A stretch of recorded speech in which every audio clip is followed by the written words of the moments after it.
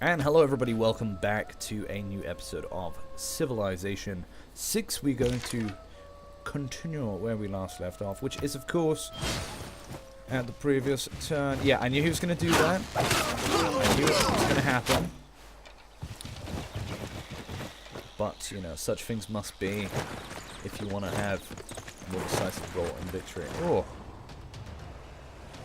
Tyree? What are you doing raiding Tyree? It's not going to accomplish anything. If anything, you're just going to lose your fleet. Oh, he did. He lost his fleet. What a shame. Now, what we're going to do here is... Yeah, I guess we can come round. Bring our navy round, you know, do some damage to them. They can do damage to us. What is Athens doing? It's occupied. What does it mean by occupied? That's interesting. It's interesting that it's occupied, so like, we can't do anything there, right? Interesting. Oh, that's pretty cool. Alright, we're going to... Yeah, it's going to take way too long to build those units. So we're just going to build up some buildings here. Reinforce the empire. And of course, Alexander contributed to building Alexandria up here. Maybe I should actually get a settler. Yeah, you know, like, let's play around a bit. Okay, not with this city, but, Gaza. Yeah, let's do it. Let's build a city here. Let's build Alexandria. You know, because I mean, that's the other thing Alexander did during his conquest.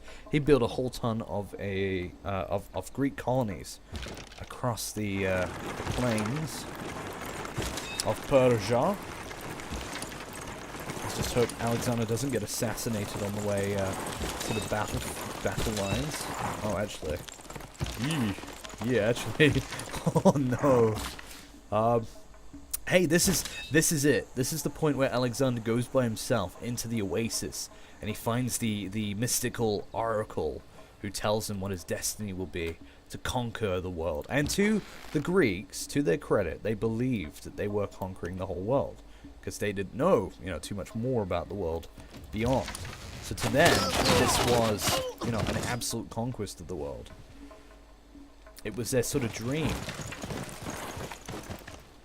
Alright, we've got a bit of a lag going on, so I'm just going to quickly jump out and check what's going on there.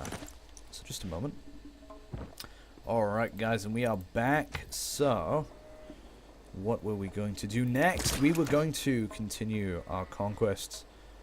Yeah, no, and I'm sure what was happening there with the game. Probably just lagging because I checked the video quality before, make sure it was all good. And yes, the sound was actually pretty decent.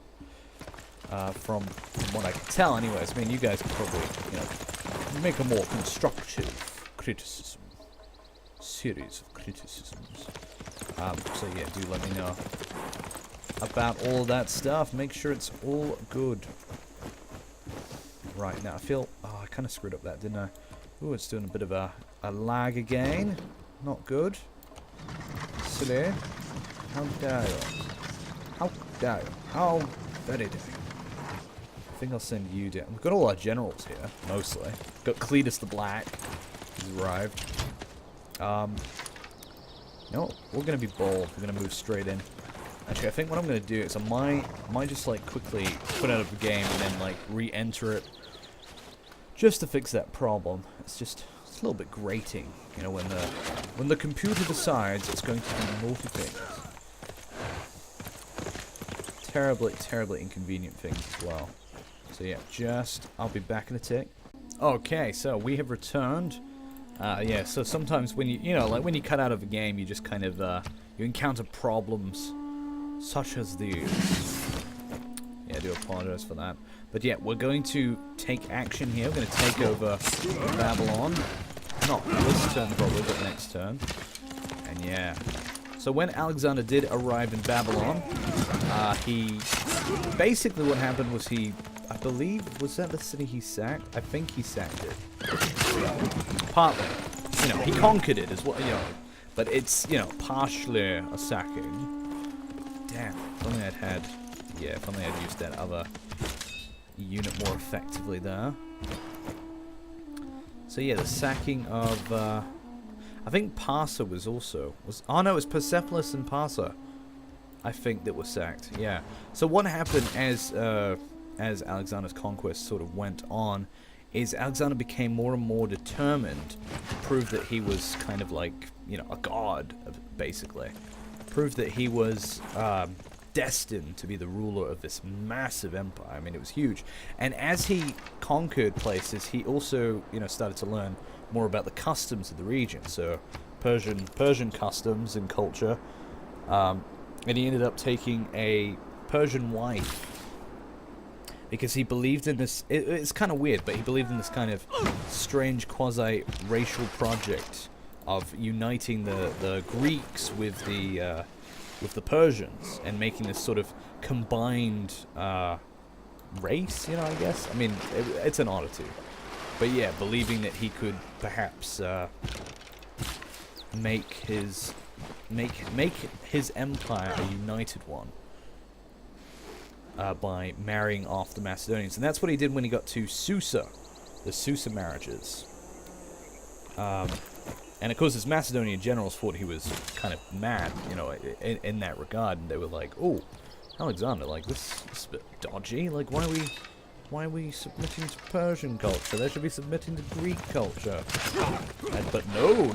But we need to combine ourselves and become this, you know, super united empire. You know, because Alexander's dream, you know, was to just create this ultimate empire. As was his father's dream, you know. I mean, obviously that would have been instilled since birth from his father's perspective. Is the desire to become a great ruler, a great king, and so that's what he would have done. I'm just going to put these guys in the line, and yes, we'll return Alexander to a companion unit. Should we keep going? Can we keep going? No, not really. Cool. And all his generals, so his generals just took Babylon. Good job. I'm sure that was bucking for promotion for someone. Alright, you can attack that. We're going to be more bold in our actions here. And yet Darius, what happened with Darius III is he kept retreating, right? So every time there's a battle, instead of conceding defeat or surrendering, or to be honest, fighting, you know, more, you know, on an attacking scale, he would keep retreating, and he'd keep sending in his generals and his armies. He did, you know, to be fair, he did appear on the battlefield. You know, he showed up, you know, he came into battle. You know, he didn't have to, but of course, to save face, you know, you do what you have to make sure that your men weren't, you know, planning to rebel, perhaps, to the opposing side. So that's what Darius III was doing. And Darius III was constantly being sort of hounded by Alexander, who considered him this great adversary. And then Alexander was getting more and more disappointed the fact that he wouldn't have this, you know, epic victory and all these more extensive, what would you say? I guess his idea in his mind was that, like, you know, Greeks would fight it out and, you know, eventually a victor would emerge just by having these massive battles. Of course, whilst conquering. He wasn't, you know, he was more clever than that. But in his sort of narrative that he was trying to create, he's trying to make, you know, his great adversary, Darius. And sadly, in the end, Darius, after the conquest, eventual conquest of Parsa, ended up in one of the sort of backwater regions. I believe it was up here in Media. Yeah, up here. And one of his generals betrayed him and murdered him. And Alexander was furious. Alexander was so pissed. He was like, but, you know, but that was my enemy. You know, I wanted to, like, you know, I wanted him to concede to me. You know, I wanted that, like, acceptance, that him kneeling before me. You know, that classic Roman triumph where you have your adversary just kneeling before you and you can either execute them or you can give them mercy and they'll submit. And unfortunately, he didn't get that. He missed out. And Alexander was like, no, bring me the murderer, because they need to pay for that. If he's going to kill Darius III, he needs to pay for what he has done. Man, so powerful. It'd be cool actually playing as the Persians in this scenario as well, like trying to defend against Alexander. See, that's a cool idea, you know, a turnaround scenario. Like, don't just let us play as the Vikings, or you know, play as even Poland. Let us also play as the ones trying to destroy it, and then like increase the difficulty in trying to do so. Now that I could get on board with. Now, which way are we going first? I feel like we're splitting our forces again, which is not a bad idea. We do have this catapult. We'll bring that up. Can we attack city? Yes, we can. Straight away. Fire! Now we've got projectiles. So good. Now the question is, what do I do with this general here? Ah, sorry. A bit more strain on the computer.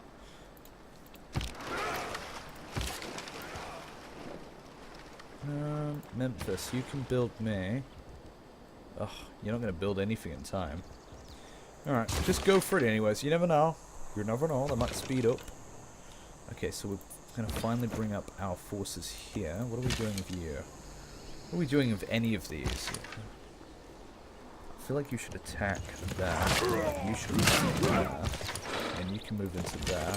You can then move up into the hill, and then you can move force.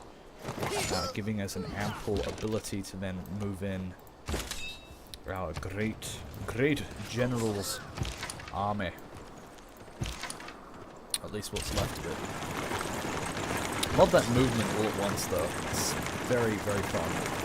And yes, and now Alexander has a reinforcing army coming in from this direction. Ah, that's cool. Okay, so more production needs to be dished out. Yeah, more You never know, there might be like a planned event, you know, that'd be cool. Like, I mean, okay, there's mountains here, they're not gonna come out of here, but there could be a planned rebellion or something, you know.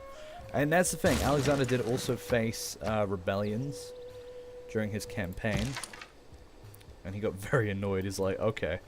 And the Greeks just kept saying, oh no, Alexander, we want to go home, like, can we go home? We're done. Like, we've already beaten the Persians. We don't need to do anymore. It's like, no, we need to conquer the world.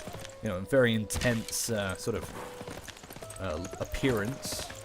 Alright, finish that off. And yeah, everybody else was just like kind of getting tired of it. All the Macedonian army. They didn't want to go on. I mean, it's a terrible movie. It's called Alexander, and it was made by the same director as the King Arthur movie from 2004. I think both those movies came out the same year. It's really long. It's quite a grind, and it's like it's not very epic, but you know, if anything, you know, maybe watch that for some terrible reference. I don't know. I mean, there's surely better out there. It'd be cool to have an Alexander TV show like that. I could get on board with. I mean, TV shows are going up. Right, we got you. I'll give you a promotion on the way. Dion's finally going to produce a unit. Well done, Dion. Yep, and you're coming down as well. Coming down with the floor. Hope I'm not coming down with the floor. Okay, we'll get here. Just mass cavalry. That's what we need. We just need mass cavalry. I'm gonna go for like the end goal of this scenario. I'm gonna try and conquer everything. I'm getting very cocky now. Like, I mean, this is going very well. We've taken Babylon.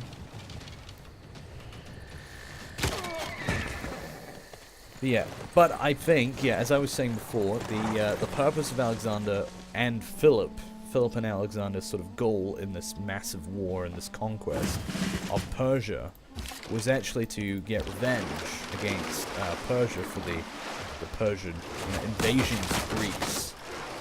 You know, because Macedonia was invaded by Persia, you know, like they came in and they basically made them one of their vassals, and they had to submit to the Persian Empire in humiliation. And then, you know, they came down here, funneled through the Hot Gates, you know, into the Battle of Thermopylae, and then the incredible Battle of Salamis, which led to the Greek victory against the Persians.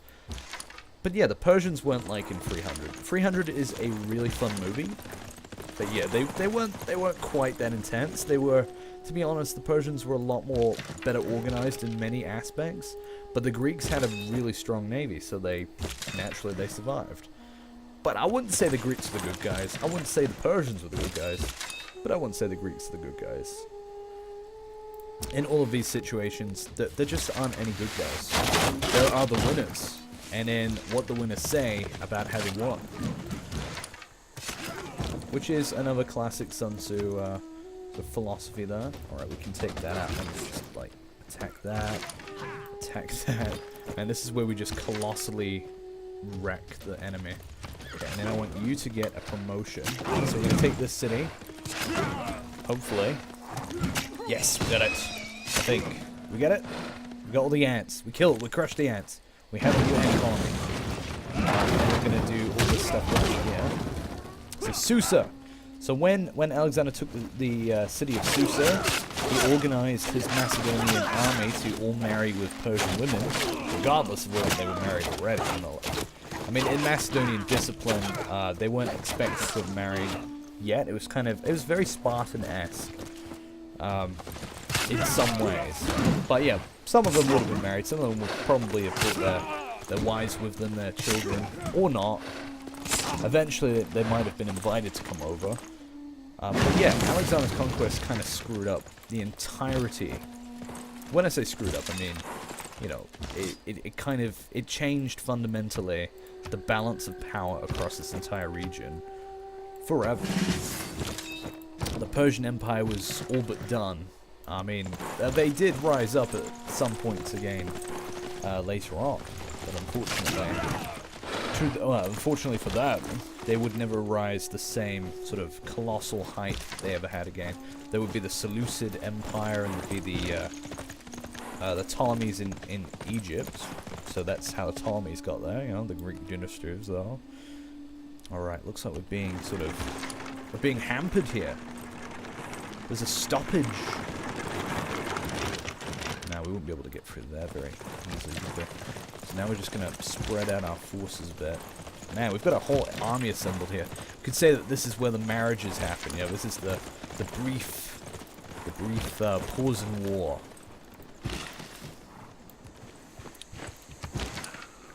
Quiet before the plunge. Man, 2 cities in one turn. I love that. That's pretty decent. It's definitely Alexandrian. Oh, speaking of Alexandria, we will get that, don't worry. I don't really want to get anything anymore. Encampment training. What would that give us? Gold every turn and great general points. Well, you know what?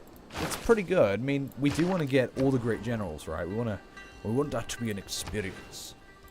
Yeah, I'm building these encampments more for aesthetic than for anything. It's meant to sort of imply, like, me building these encampments, let's say this. Me building these encampments is the colonization, right? So when we build these encampments, these are the colonies that Alexander's army are setting up across the region. And indeed, the world. Did we end our turn?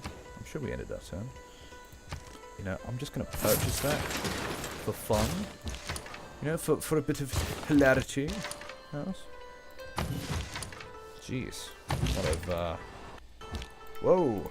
What a lag's going on there. Don't know what that is. Okay, I'm just gonna jump out before this game, like, crashes. Alright, guys. Well, I think, actually, this might be a good place to end the episode. Just, you know, before we get too cocky, and before, you know, like, crashes start happening. Hopefully we don't. But yeah. My computer's, I think it just needs like a driver update. So that's what I might do whilst we wait for the next episode. So thank you very much for watching. And of course, as always, make sure you have a great day, whatever you're doing next. Or if it's the end of your day, then, you know, have a good night. Or if you sleep in the day, then, you know, good more night or whatever. But yes, and make sure to like and give me a subscription if you enjoy seeing my content. And I'll see you in the next video. Thank you for watching.